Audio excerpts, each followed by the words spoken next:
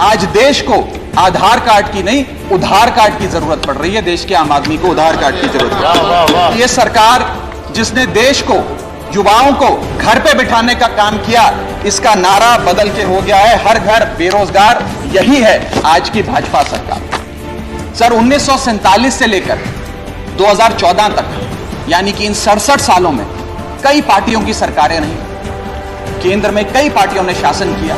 इन 67 सालों में तमाम पार्टियों की सरकारों ने मिलकर कुल कर्जा 55 लाख करोड़ का लिया था। इस बीजेपी की सरकार ने कुल कर्जा 85 लाख करोड़ रुपए, यानी कि एक तरफ 67 सालों का, बीते 67 सालों का 55 लाख करोड़ का कर्जा, और इस सरकार ने अकेले 8 सालों में 85 लाख करोड़ रुपए का कर्जा ले लिया। मैं पूछना चाहता हूं इनसे कि ये तो मुफ्त की रेवड़ी भी नहीं बांटते, तो फिर इनका कर्जा इतना कैसे बढ़ता जा रहा है? ये पैसा जा कहां रहा है, किसकी जेब में जा रहा है? यानी कि आमदनी 98, खर्चा रुपया, ये सरकार ने करके हम सबको दिया है। सर रुपया भी गिर गया और भारत के एक्सपोर्ट्स भी गिर गए। ना खुदा मिला, ना विसाले सनम, ना इधर के रहे ना उधर के रहे। भारतीय जनता पार्टी ने वादा किया था कि हम 2 करोड़ नौकरियां हर वर्ष देंगे। सर नौकरियां तो नहीं आई, लेकिन बीजेपी की सरकार ने बेरोजगारी दर को 45 सालों में सर्वाधिक कर दिया। सर 45 ईयर हाई पे अनएम्प्लॉयमेंट रेट कर दिया। सर 2014 में तो बेरोजगारी दर 4.9% था। ये बेरोजगारी दर 4.9% से बढ़कर 8% पे आ गया। 8%। और ये तो ऑर्गेनाइज सेक्टर की बेरोजगारी है। अनऑर्गेनाइज सेक्टर के जॉब लॉसेज, एमएसएमई के कारखाने कितने बंद हो गए, उनका घर बिक गया, कारखाने बंद हो गए, उसका तो हिसाब ही सरकार के पास नहीं है। सर हम लोग छाती चौड़ी कर कर कहते हैं कि हम युवा देश हैं, हम युवाओं का देश हैं, हमें अपने डेमोग्राफिक डिविडेंड पे गर्व है, फक्र है।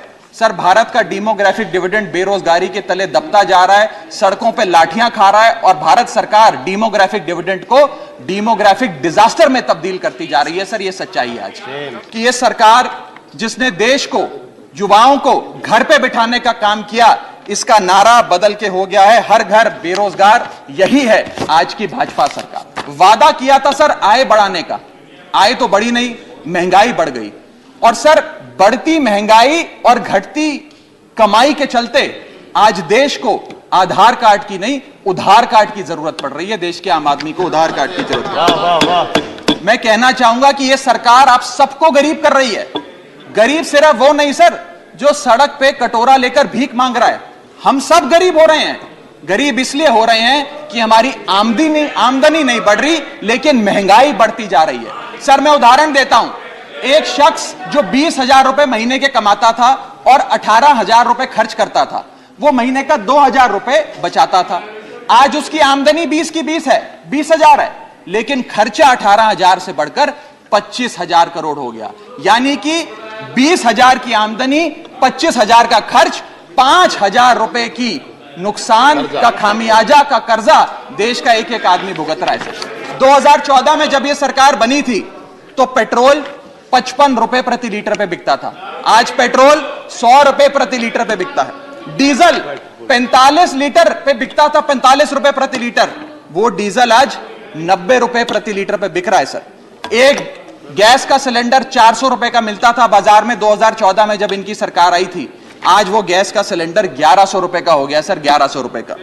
दूध 1 लीटर 36 रुपए का मिलता था, दूध आज 60 रुपए प्रति लीटर हो गया है। और सर सीएनजी 40 रुपए प्रति यूनिट प्रति केजी मिला करती थी, आज वो सीएनजी 80 रुपए प्रति यूनिट मिलती है। सर इस देश में जब प्याज के दाम 100 रुपए प्रति केजी के ऊपर हो गए और इस सदन में हंगामा हुआ, तो माननीय वित्त मंत्री जी ने कहा कि मैं प्याज नहीं खाती, तो मुझे उनके भाव से, प्याज की कीमतों से कुछ लेना देना नहीं है। ये मेरा विश्वास है सर कि माननीय वित्त मंत्री जी आटा, चावल, दाल, दूध, दही, पनीर तो अवश्य खाती होंगी, क्योंकि इन सब के भाव बढ़ गए। जीएसटी लगा लगा के इन्होंने देश की थालीनॉमिक्स, फूड इन्फ्लेशन को बिगाड़ दिया। आमदनी 98, खर्चा रुपया, यह सरकार ने करके हम सबको दिया है। सर 1947 से लेकर 2014 तक, यानी कि इन 67 सालों में कई पार्टियों की सरकारें रही, केंद्र में कई पार्टियों ने शासन किया। इन 67 सालों में तमाम पार्टियों की सरकारों ने मिलकर कुल कर्जा 55 लाख करोड़ का लिया था, और बीते 8 सालों में 2014 से 2022 में इस बीजेपी की सरकार ने कुल कर्जा 85 लाख करोड़ रुपए लिया। यानी कि एक तरफ 67 सालों का, बीते 67 सालों का 55 लाख करोड़ का कर्जा, और इस सरकार ने अकेले 8 सालों में 85 लाख करोड़ रुपए का कर्जा ले लिया। मैं पूछना चाहता हूं इनसे कि ये तो मुफ्त की रेवड़ी भी नहीं बांटते, ये तो मुफ्त की रेवड़ी में भी विश्वास नहीं रखते, तो फिर इनका कर्जा इतना कैसे बढ़ता जा रहा है? ये पैसा जा कहां रहा है, किसकी जेब में जा रहा है?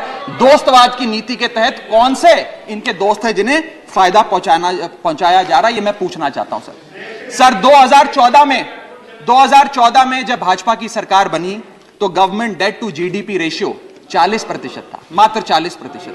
आज government debt to GDP ratio इस देश में 90% छू रहा है सर, 90%। अगर किसान अपना कर्ज का भुगतान नहीं करता तो उसके नाम के नोटिस चिपकाकर किसान की बदनामी करती है यह सरकार, और बड़े बड़े उद्योगपति जो लाखों करोड़ रुपए डकार गए उन्हें बिजनेस क्लास में बिठा के देश से रवाना करती है सर ये सरकार। सर 2014 में एक डॉलर जब इनकी सरकार आई थी वो 60 रुपए का मिलता था सर। ये सरकार कहा करती थी, कई बड़े नेता इनके दिग्गज कहा करते थे कि जब रुपया गिरता है तो भारत की साख गिरती है, भारत की प्रतिष्ठा गिरती है। आज तो सर लगता है कि साख, प्रतिष्ठा और रुपया सब न्यूनतम स्तर पे आ गया सर। मैं आपको यह भी बताना चाहता हूं सर कि कोई भी अर्थशास्त्री आपको यह बताएगा कि जब रुपया गिरता है तो भारत के एक्सपोर्ट बढ़ते हैं, और बढ़ने चाहिए भी सर। क्यों बढ़ते हैं? क्योंकि मान लीजिए कोई बहुत बड़ा बायर अमेरिका में बैठा है, वो भारत की एक वस्तु $5 पे खरीदता था, आज क्योंकि डॉलर मजबूत हो गया और रुपया कमजोर हो गया, वो वस्तु $3.5 में उसे मिल जाती है, तो वो ज्यादा ऑर्डर देता है, भारत के एक्सपोर्ट बढ़ते हैं। लेकिन आज एक बड़ी चौंका देने वाली स्थिति इस देश में है कि रुपया तो गिर रहा है, डॉलर मजबूत हो रहा है, लेकिन भारत के एक्सपोर्ट्स भी गिर रहे हैं। और एक्सपोर्ट्स क्यों गिर रहे हैं, यह मैं सवाल भारत की वित्त मंत्री जी से पूछना चाहता हूं। रुपया भी गिर गया और भारत के एक्सपोर्ट्स भी गिर गए, ना खुदा मिला, ना विसाले सनम, ना इधर के रहे ना उधर के। जदि आपंक आम भिडी भल लगा तेब आम चैनल को लाइक, शेयर और सब्सक्राइब करने को जमा भी भूलु नहीं।